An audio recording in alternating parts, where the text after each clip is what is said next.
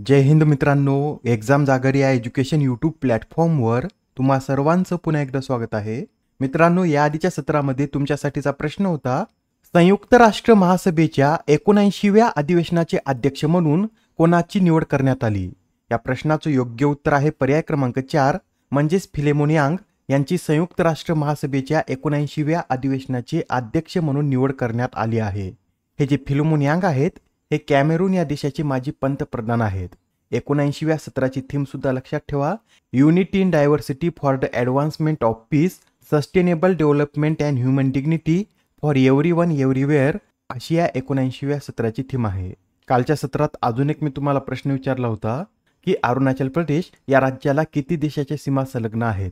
तर अरुणाचल प्रदेश या राज्याला 3 देशाच्या सीमा संलग्न आहेत व ते देश कोणते?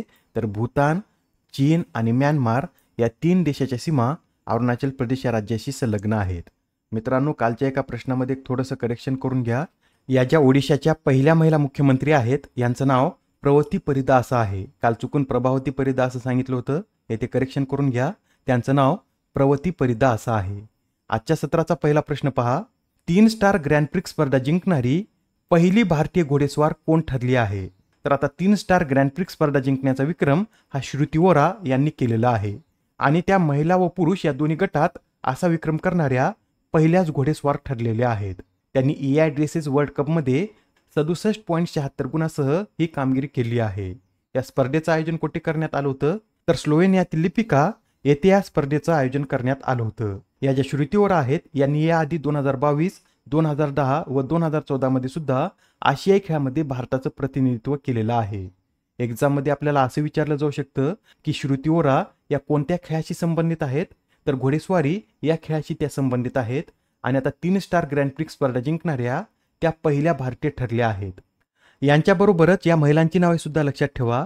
UFC मध्ये विजय मिळवणारी भारताची पहिली महिला फायटर ही पूजा तोमर ठरली आहे. भारतीय नौदलाची पहिली महिला हेलिकॉप्टर पायलट अनामिका राजू, मेक्सिकोच्या पहिल्या महिला राष्ट्राध्यक्ष क्लॉडिया शेनबॉम, मेघालयच्या पहिल्या महिला पोलीस प्रमुख इत्शिशा नॉनग्रांग, अलीगड मुस्लिम विद्यापीठाच्या पहिल्या महिला कुलगुरू प्रोफेसर नईमा खातून, ब्रिटनच्या भारतातील पहिल्या महिला उच्चायुक्त लिंडी कॅमेरून, ऑलिम्पिकमध्ये ज्युरी सदस्य बनणारी पहिली भारतीय महिला Bilkis Mir, democratic republic of काँगोच्या पहिल्या महिला पंतप्रधान जुडिथ सुमिनोआ तुलुका, BSFच्या पहिल्या महिला स्नायपर सुमन कुमारी, पाकिस्तानातील पहिली महिला मुख्यमंत्री मरियम नवाज, पीच क्युरेटर बनणाऱ्या भारताच्या पहिल्या महिला जसिंता कल्याण, तर उत्तराखंड उच्च न्यायालयाच्या पहिल्या महिला मुख्य न्यायाधीश या रितू बहारी बनल्या आहेत. प्रश्न क्रमांक 2, वायू प्रदूषणामुळे 1980 ते 2020 पर्यंत जगभरात एकूण किती कोटी लोकांचा अकाली मृत्यू झाला? तर आता वायू प्रदूषणामुळे 1980 ते 2020 या 40 वर्षात जगभरात एकूण 13.5 कोटी लोकांचा मृत्यू झालेला आहे.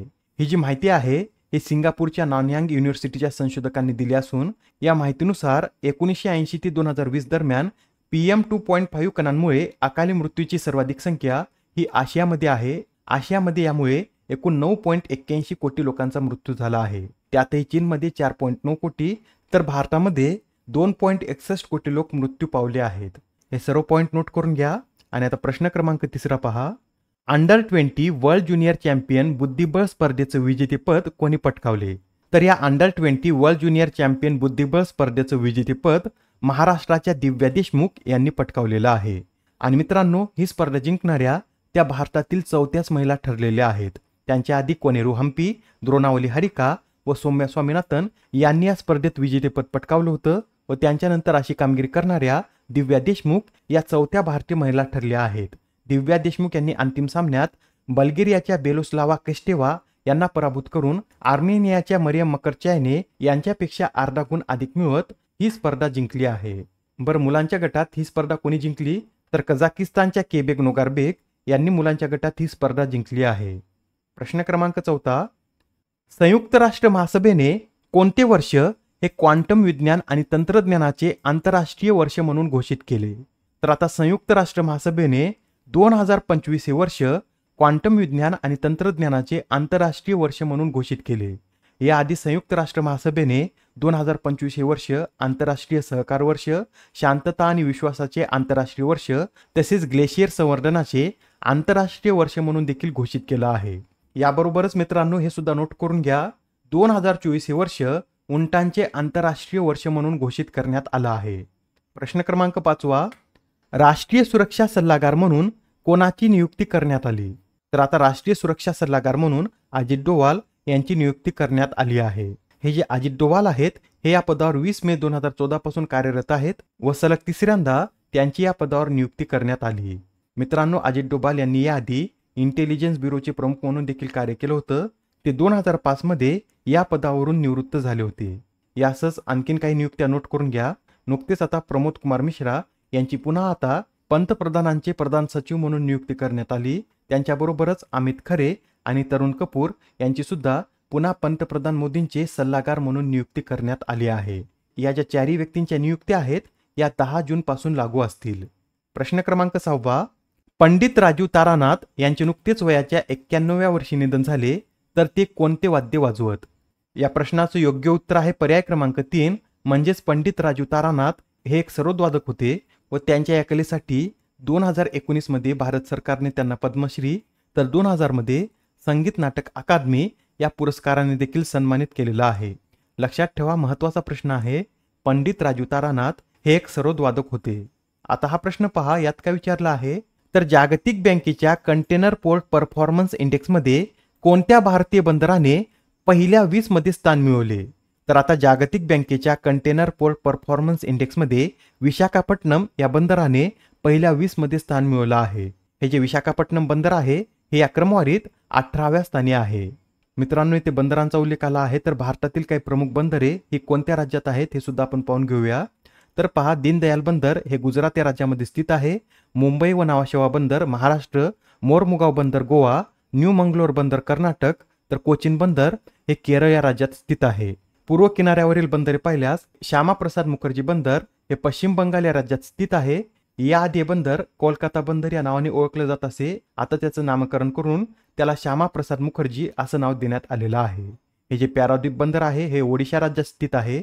विशाखापट्टणम आंध्र प्रदेश, तर चेन्नई आणि तुतीकोरीन बंदर हे तामिळनाडू या राज्यात स्थित आहे.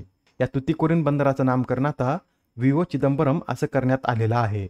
मित्रांनो, या सर्व बंदरांचा असाच क्रम लक्षात ठेवा. एक्झाम मध्ये आपल्याला उत्तरेकडून दक्षिणेकडे अथवा दक्षिणेकडून उत्तरेकडे या बंदरांचा क्रम लावा असा प्रश्न विचारण्यात येतो. त्यासाठी या बंदरांचा क्रम अशाच पद्धतीने लक्षात ठेवा. प्रश्न क्रमांक 8, लेफ्टनंट जनरल वकार उज्जमान हे कोणत्या देशाचे लष्कर प्रमुख बनले आहेत? काय नाव आहे यांचं? तर वकार उज्जमान असं यांचं नाव असून ते बांगलादेश या देशाचे नवे लष्कर प्रमुख बनले आहेत. महत्त्वाचा प्रश्न आहे, लक्षात ठेवा. लेफ्टनंट जनरल वकार उज्जमान हे बांगलादेश या देशाचे नवीन लष्कर प्रमुख बनले आहेत. वकार उज्जमान यांच्याविषयी सांगायचं झालं तर 1985 मध्ये ते इन्फंट्री कॉर्प्स ऑफिसर म्हणून सैन्यात दाखल झाले होते व सध्या ते बांगलादेश लष्कराचे चीफ ऑफ जनरल स्टाफ म्हणून कार्यरत होते आणि आता त्यांच्याकडे बांगलादेशाच्या लष्कर प्रमुखाची जबाबदारी सोपविण्यात आली. नेक्स्ट क्वेश्चन पहा, 50व्या G7 समिटचं आयोजन कोणत्या देशात करण्यात येत आहे? तर आता ही जी 50वी G7 समिट आहे याचं आयोजन इटलीमध्ये होत आहे. आणि इटलीमध्ये कुठे? तर इटलीमधील पुगलिया या शहरात ही परिषद 13 ते 15 जून दरम्यान पार पडेल. या परिषदेसाठी भारताला सुद्धा आमंत्रित करण्यात आलेलं आहे. आणि मित्रांनो, इटली हा देश G7चा 7व्यांदा अध्यक्ष बनला आहे. आता इटली 1 जानेवारी ते 31 डिसेंबर या कालावधीत या G7चं अध्यक्षपद सांभाळेल. बरं, पहिल्या G7 समिटचं आयोजन कुठे करण्यात आलं होतं? तर 1975 मध्ये याचं आयोजन फ्रान्समध्ये करण्यात आलं होतं. 2023 मध्ये ही समिट कुठे पार पडली? तर 49वी समिट जपानमध्ये पार पडली. तर त्याआधी 2022 मधील 48वी समिट ही जर्मनीमध्ये आयोजित करण्यात आली होती.